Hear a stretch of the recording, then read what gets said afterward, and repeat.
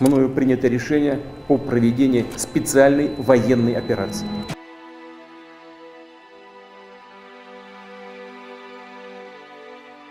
Putin called this a special military operation, but it is clear that this is a full-on invasion.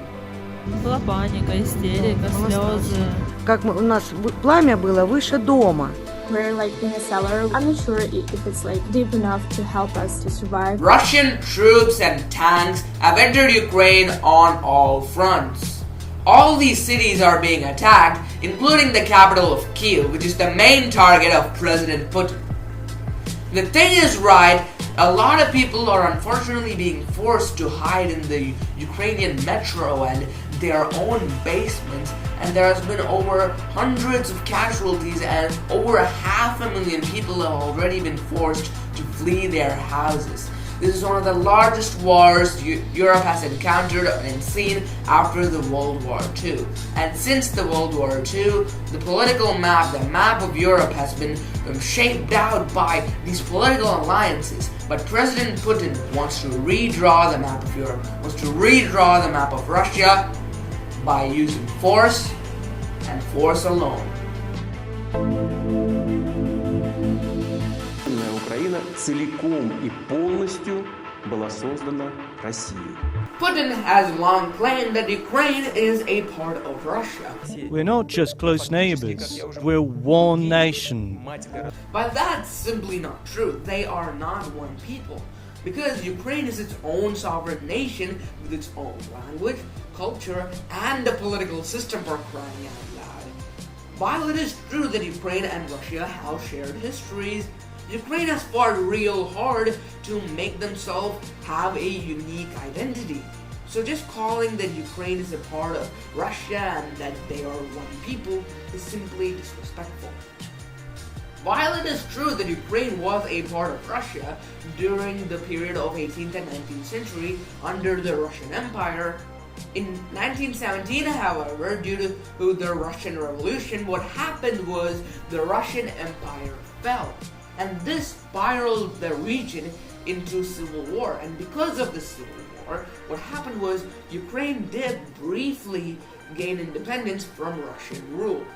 However, that independence was short, brief, and short-lived, because the newly formed Soviet Union took Ukraine as one of its first republics. And over the next few decades, what happened was the Soviet Union brutally expanded its control. By the end of World War II, the Soviet Union had created its huge sphere of influence in the red areas, and at the same time, the West had created their own influence in these blue areas.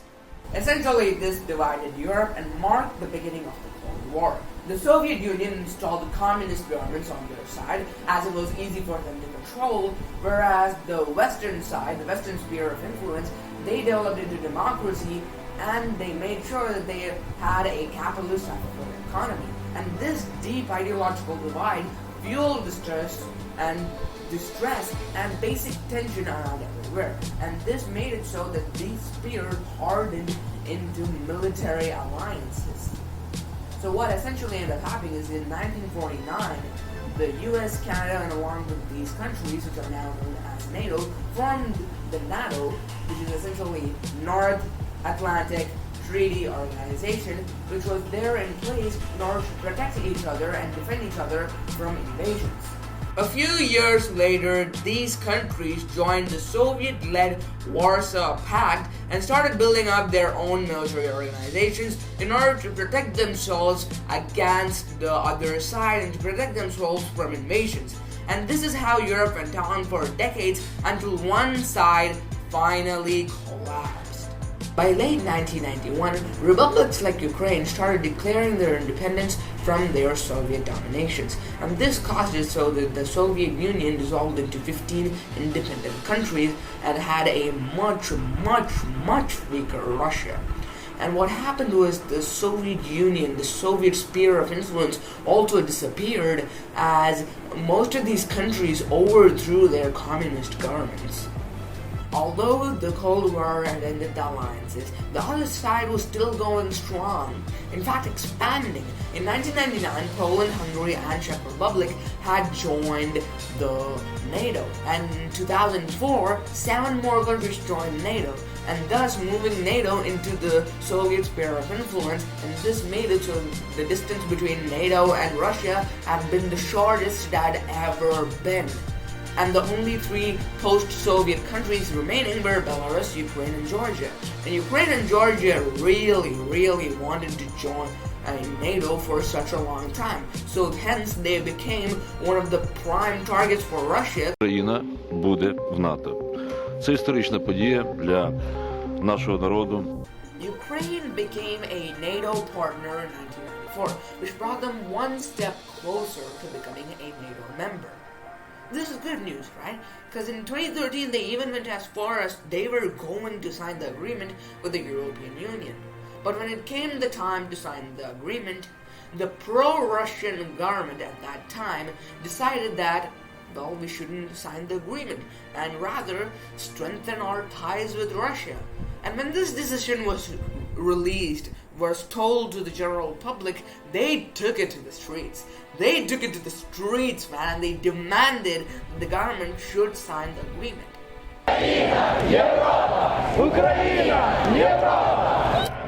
And after months of peaceful protest, the president finally ordered that there should be some violence on this. And because of that violence, more than 100 people died. And in contrary of the president's belief that when violence comes in, people would be too afraid of protest, it sparked even more protests. And because of that, the president was removed from office and the country. This meant that Putin would lose his political influence over Ukraine. So he used force instead. First, he invaded and annexed the Crimean Peninsula of Ukraine.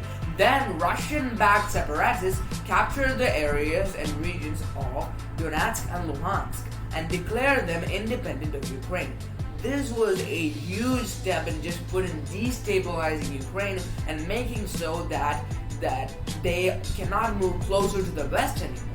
And since then, there has been a conflict between Russia and Europe that has lasted for nearly 8 years, killed 14,000 people, unfortunately, and nearly 2 million people have been displaced from their homes.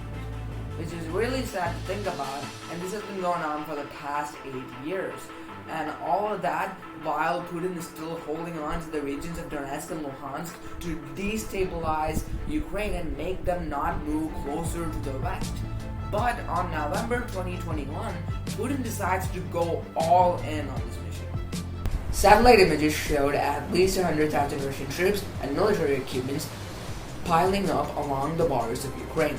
Putin has denied any plans to invade Ukraine, but weeks later he did present his demands to the West. And his main demand was that NATO should stop expanding and move its military borders back to where it was in 1997, away from Russia's. The Western leaders, however, straight up just ignored Putin's demand and just reinforced their military influence and their military presence in Eastern Europe. Back at Ukraine's border, Russian troops continued to gather on. And along the borders of Belarus, what happened was Russia started conducting a lot of huge military drills. And the threat of war became very real on 21st February. Считаю необходимым принять уже давно назревшее решение. Незамедлительно признать независимость и суверенитет Донецкой Народной Республики и Луганской Народной Республики. When Russian troops entered the Russia-backed separatist regions under the pretense of peacekeeping. Yeah, quotations. So what happened was Ukraine immediately declared a state of emergency in the country, and President Zelensky himself made a direct appeal to the Russian people. Война лишит гарантий всех. Гарантий безопасности не будет больше ни у кого.